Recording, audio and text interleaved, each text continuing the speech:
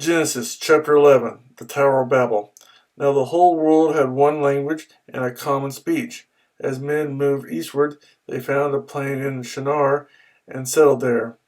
They said to each other, "Come, let's make bricks and bake them thoroughly." They used brick instead of stone and tar for mortar. Then they said, "Come, let us build ourselves a city with a tower that reaches to the heavens, so that we may make a name for ourselves and not be scattered over the face of the whole earth." But the Lord came down to see the city and the tower that the men were building. The Lord said, "If as one people speaking the same language they have begun to do this, then nothing they plan to do will be impossible for them. Come, let us go down and confuse their language so they will not understand each other." So the Lord scattered them from there over all the earth, and they stopped building in the city. That is why it was called Babel, because there the Lord confused the language of the whole world. From there the Lord scattered them over the face of the whole earth. From Shem to Abraham. This is the account of Shem. 2 years after the flood, when Shem was 100 years old, he became the father of Arphaxad. And after he became the father of Arphaxad, Shem lived 500 years and had other sons and daughters. When Arphaxad had lived 35 years, he became the father of Shelah. And after he became the father of Shelah, Arphaxad lived 403 years and had other sons and daughters.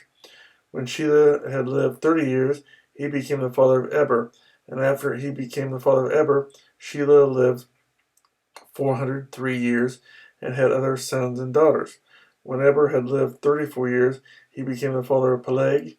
And after he became the father of Peleg, Eber lived 430 years and had other sons and daughters.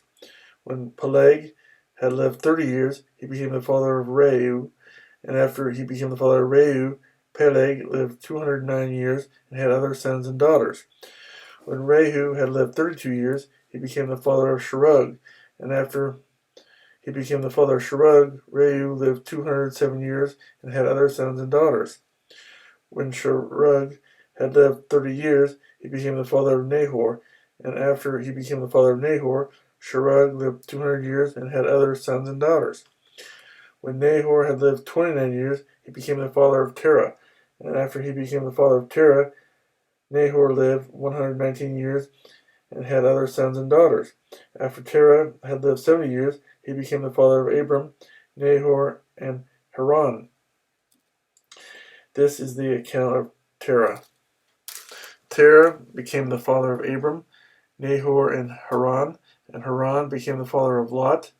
While his father Terah was still alive, Haran died in Ur of the Chaldeans, in the land of his birth. Abram and Nahor both married. The name of Abram's wife was Sarai, and the name of Nahor's wife was Milcah. She was the daughter of Haran, the father of both Milcah and Iscah. Now Sarai was barren, she had no children. Terah took his son Abram, his grandson Lot, son of Haran, and his daughter-in-law Sarai, the wife of his son Abram, and together they set out from Ur of the Chaldeans to go to Canaan.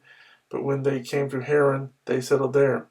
Terah lived 205 years, and he died in Haran.